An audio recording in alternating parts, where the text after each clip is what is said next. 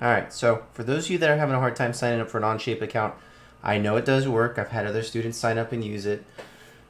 But if you are having an issue with it, again, first name, last name, your personal email address, you're going to select that you are a student. I did this myself probably like 10 minutes ago. And you're going to select K through 12 and you're going to click the checkbox. When you are done, you're going to create EDU account and it's going to take you to the next page right here. You need to put in your high school name. So Freedom High School, just like this. You'll see the green checkbox. School website URL. And I copied this from the Freedom High School website. The city, Orlando, Florida.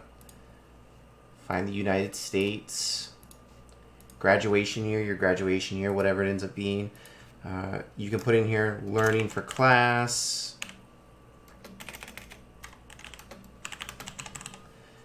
Yes, you're clicking that you agree, that you're not a robot, and you're going to hit create an account.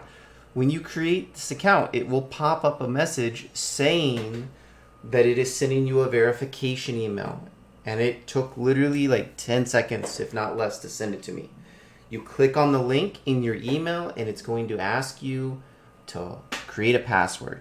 Once you create the password for that account, you should be able to log in.